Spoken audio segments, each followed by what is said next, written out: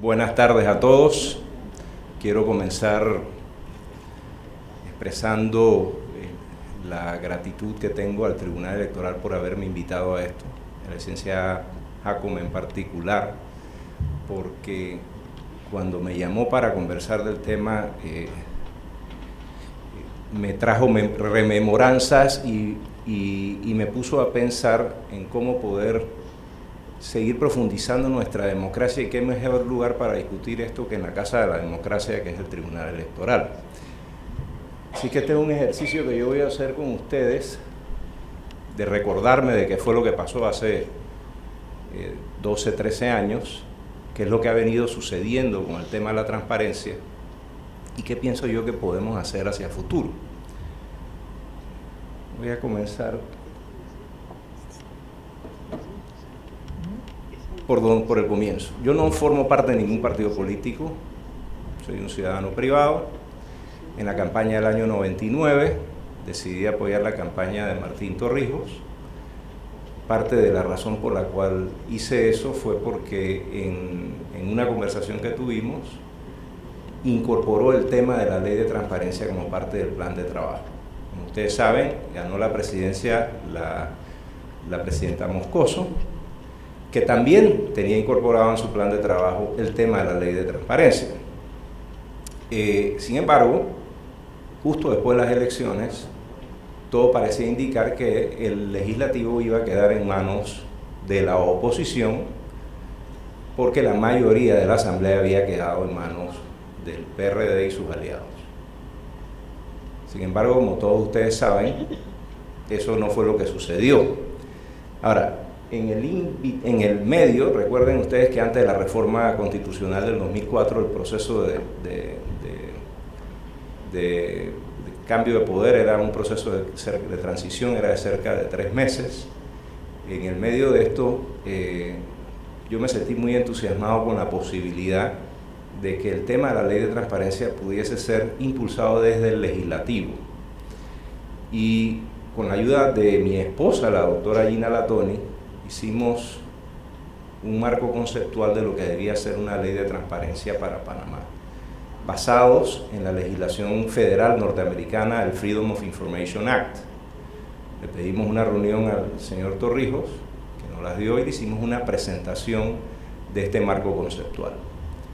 El señor Torrijos le pasa el marco conceptual al entonces legislador Jerry Wilson, quien trabaja en traducir eso en un proyecto de ley. Un proyecto de ley que es, en esencia, la estructura y casi un 80%, diría yo, o un 75% del contenido de la ley que al final se acabó aprobando.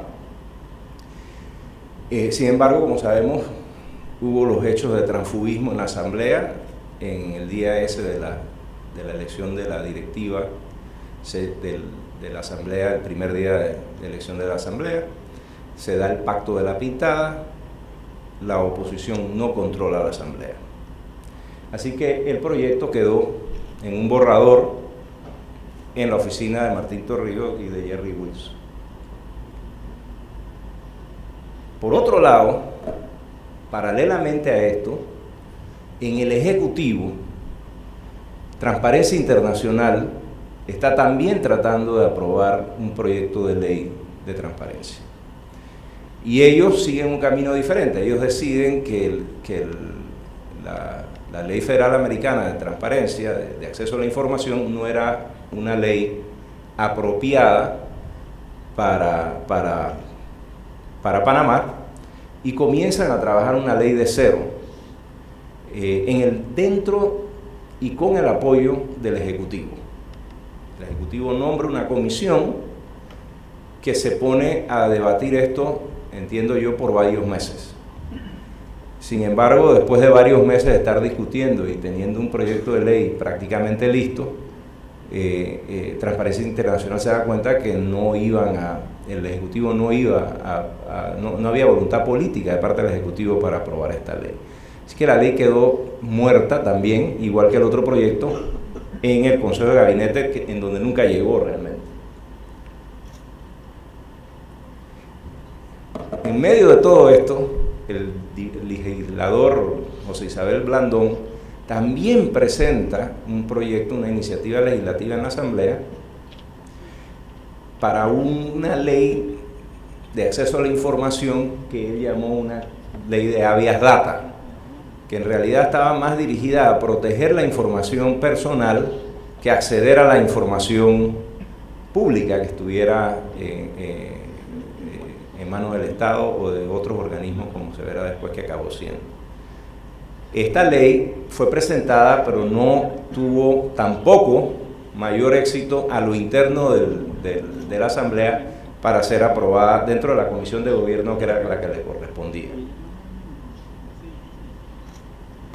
En el año 2001, ustedes recordarán, se da el Pacto Meta, en donde el Partido Popular llega a una alianza con el PRD y la oposición entonces toma control de la Asamblea.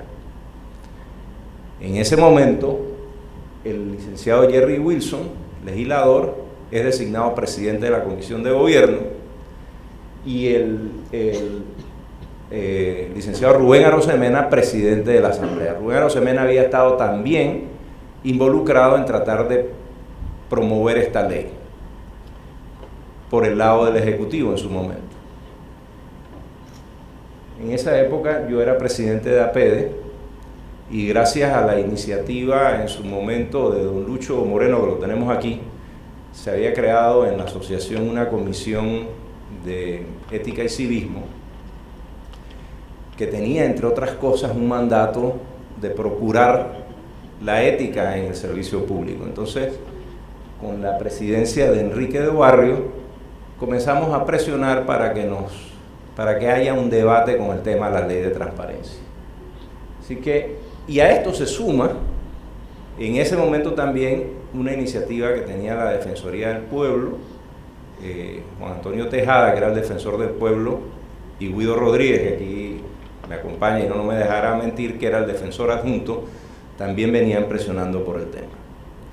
Pues se conjugaron todas estas cosas para hacer posible, por lo menos, comenzar a dar el primer paso, que era la aprobación de la ley en la Asamblea.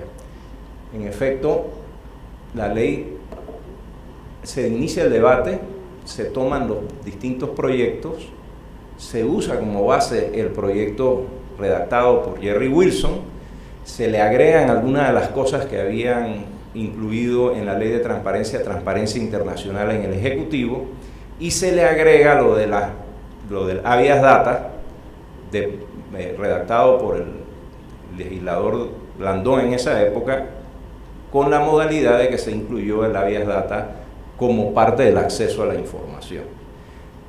En la ley se debate en APEDE, en comisión, es aprobada unánimemente en la Asamblea. El debate fue muy interesante porque hubo ciertas cosas que ni la oposición quiso incluir. Luego vamos a hablar un poco más de eso, pero quedó expresamente excluido la información de los partidos políticos, por ejemplo. O sea que todos estábamos obligados a la transparencia porque incluye a las empresas privadas en algunos casos, menos los partidos políticos. Y fue un debate en la comisión, de hecho. Se envía la ley al Ejecutivo.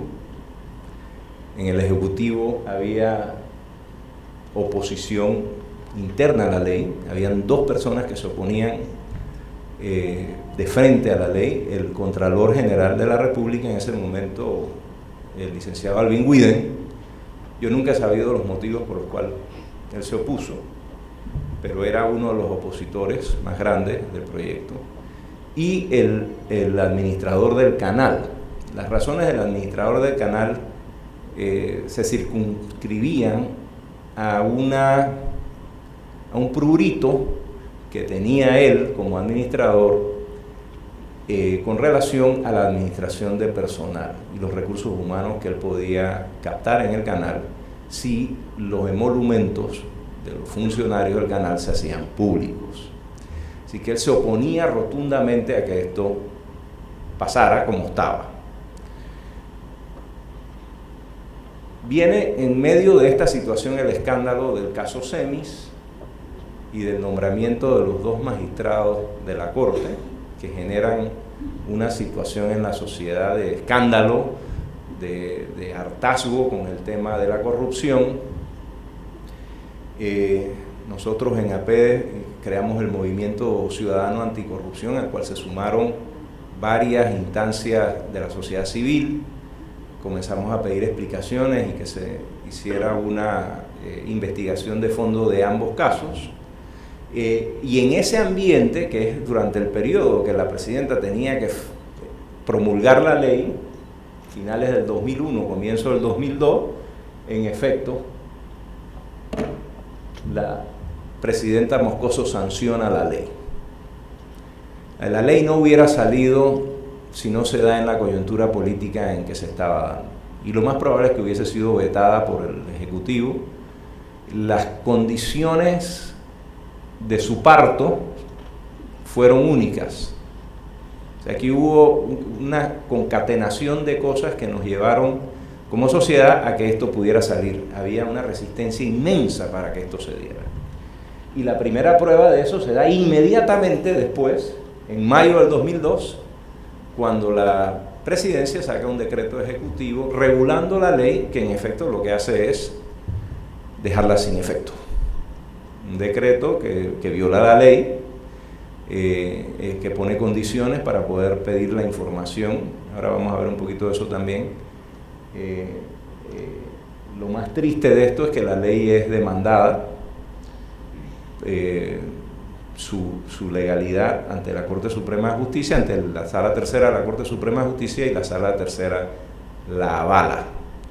Y comenzamos aquí a ver el principio del problema que ha tenido la ley luego de su parto.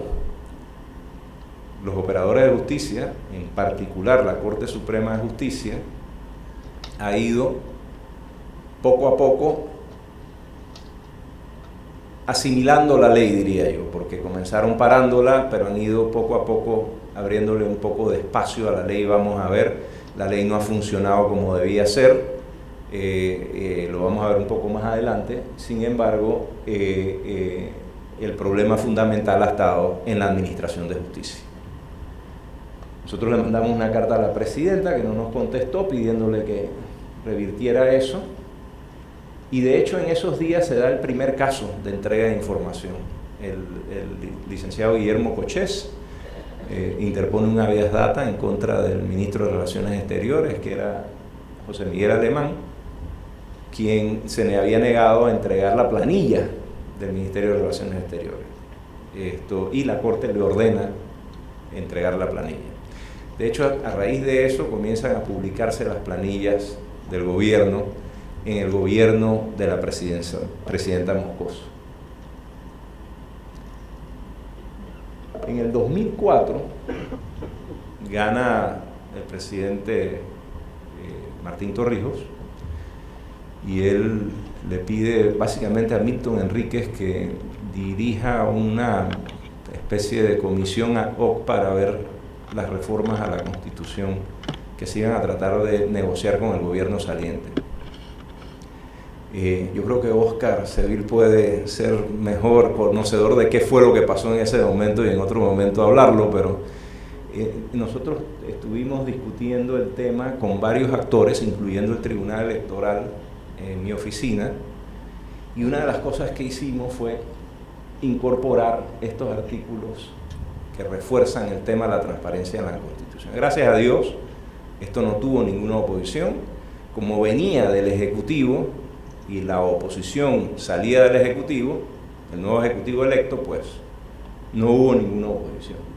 El artículo 41 lo hemos tenido siempre en la Constitución y fue la base que se utilizó para sacar la ley originalmente. Ese era el sustento constitucional, el de los 30 días que tienen los funcionarios para entregar la información.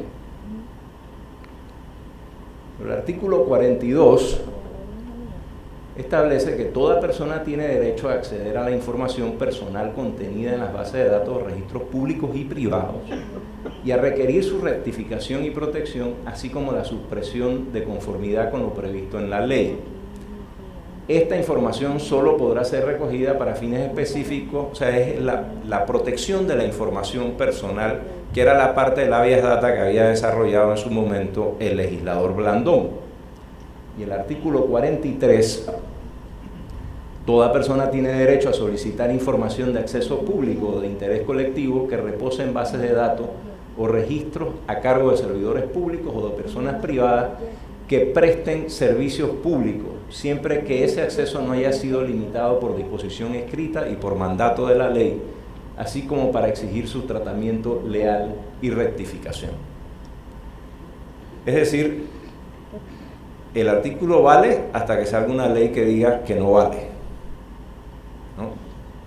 Si lo leen bien. Y de hecho, esa es la ley que tenemos que prohíbe el acceso a la información de las finanzas de los partidos políticos.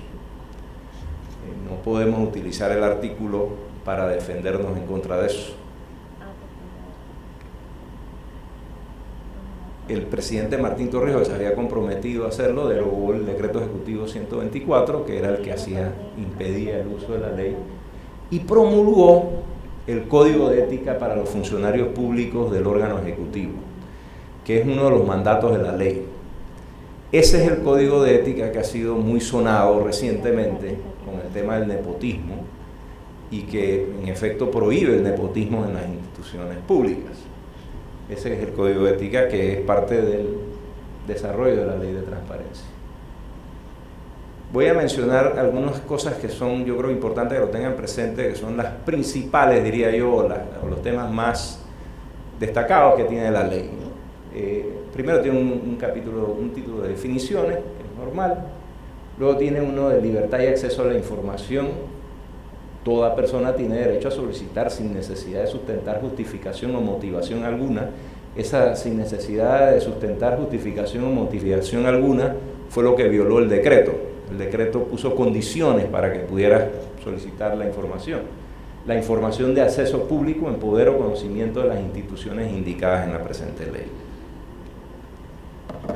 Obligación de información por parte del Estado, ¿no? Las instituciones del Estado están obligadas a brindar cualquier persona que lo requiera información sobre el funcionamiento y las actividades que desarrollan, exceptuando únicamente las informaciones de carácter confidencial y de acceso restringido. Estas informaciones están reguladas en la ley, o sea, hay unas que son de acceso restringido y otras que son confidenciales, pero hay un procedimiento que tienen que seguir las instituciones públicas para declarar una información como confidencial. La información confidencial y de acceso restringida, definida por la presente ley como confidencial, no podrá ser divulgada bajo ninguna circunstancia por agentes del Estado. La acción de habeas data, toda persona estará legitimada para promover la acción de habeas data con mira a garantizar el derecho a acceso a la información prevista en esta ley, que además es una acción que se maneja como el habeas corpus, con el mismo procedimiento. Hay sanciones y responsabilidades personales para los funcionarios públicos. No ha habido un solo caso de sanción hasta ahora por parte de la Corte. Las sanciones incluyen una multa 2 veces el salario mensual del funcionario o la destitución del funcionario por incumplir con la ley.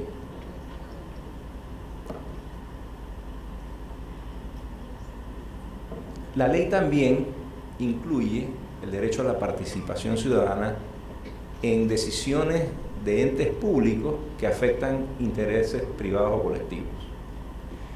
Ese ha sido, vamos a verlo un poquito más adelante, una de las partes más eficientes de la ley. O sea, tiene que haber una consulta pública. La ley no define cómo debe ser, sino que las instituciones tienen que tener métodos de consulta pública antes de aprobar cualquier reglamentación que de alguna manera afecte un interés privado o colectivo. El órgano legislativo tiene facultades de fiscalización según la ley, y esto no se cumple tampoco del todo. Las instituciones públicas en los informes anuales que le tienen que enviar a la Asamblea tienen que incluir cuántos casos fueron solicitados bajo el marco de la ley de información, cuántos fueron resueltos y cuántos no fueron resueltos, y la lista de todos los actos de participación ciudadana que se haya dado. Lamentablemente la Asamblea aprobó la ley, pero nunca ha hecho cumplir esta parte de la norma. Los códigos de ética que mencioné antes, todas las instituciones del Estado deben tenerla, eso no se ha cumplido tampoco. El Ejecutivo lo cumplió con ese código que aprobó la administración Torrijos, y yo creo que más nadie realmente lo tiene. Puede ser que me equivoque. Las cosas que han funcionado: las consultas públicas. La Corte ha sido bastante consistente, diría yo, en parar toda decisión administrativa que de alguna manera no haya que afecte interés general o particular y que no haya pasado a través de una consulta pública. Ustedes lo han oído en los medios, ha pasado mucho con los cambios de tarifa, por ejemplo, de los transportes públicos. La Corte en varias ocasiones ha parado varias cosas. Sin embargo, en un fallo reciente, en mi opinión, producto de la presión social, tomó una decisión contraria y grave, porque es la primera vez que hace eso, en donde el caso de los humedales del Golfo de la Bahía, la ANAM tomó la decisión de proteger esos humedales. Esa decisión se hizo sin la consulta pública previa y eso hizo que se detuviera esa decisión. Sin embargo, la presión política en la calle hizo que revirtieran la decisión, afectando la efectividad de la ley de transparencia en los temas que tienen que ver con el medio ambiente. Cuando comienzas con una cosa, después vas escogiendo otra y al final puede acabar dejándolo sin ningún efecto. El otro tema es el de las planillas. Eso ha sido lo más efectivo y yo creo que en gran medida se debe a la labor que hizo la Defensoría del Pueblo en su momento con el nodo de transparencia y que todavía sigue siendo pues una presión grande que tienen las instituciones públicas de seguirlo manteniendo público y al día. Hemos visto la expresión que hacen los medios, sobre todo, que han sido los que diría yo que han mantenido la vigencia de esta parte de la ley. Retos a futuro: yo honestamente pienso que el reto más grande es cultural. Yo creo que tenemos que educar a nuestros políticos y a nuestros jueces con este tema. Para una persona como yo que viví en dictadura y que para mí la lucha por la democracia ha significado toda mi vida algo fundamental, el poder estar aquí en este tribunal electoral que me da orgullo, que hace que en efecto vea que el granito de arena que pude poner en su momento en algo sirvió de sacrificio para que tengamos una democracia, para que pasemos a ser más que una democracia formal, sino una democracia funcional. Necesitamos ponerle el reflector de la luz a las actuaciones públicas. Sin eso, seremos una sociedad atrasada todavía en materia de democracia y además continuaremos con problemas de corrupción como hemos venido sufriendo. Es muy difícil robarse algo con las cámaras enfocándote. Y esa es la importancia de esta ley. Entonces yo creo que hay un tema cultural, la sociedad en su conjunto no conoce el valor de esta herramienta que tenemos, no lo conocen la importancia de los propios políticos y no lo conocen los jueces, que es donde ha estado el problema más grave, en la Corte Suprema de Justicia, que es donde hay que hacer una labor especial, diría yo, con este tema. Y yo pienso que el otro tema es que esa Corte, en efecto, tome medidas de consecuencia a los infractores de la ley. Hemos visto cómo recientemente la Corte ha estado sacando fallos de habeas datas que se interpusieron hace 2 o 3 años. Con el cambio de gobierno han sacado los fallos de habeas datas. Sin embargo, los fallos de habeas datas debían haber venido por lo menos con la sanción al infractor. Y no lo hicieron. O sea, la Corte se somete al poder público, al poder ejecutivo, en el periodo que el poder ejecutivo está ahí, esa es una demostración clara. Pero la ley es muy fuerte y es una herramienta que tenemos los ciudadanos para hacer que las cosas cambien en este país. Muchas gracias.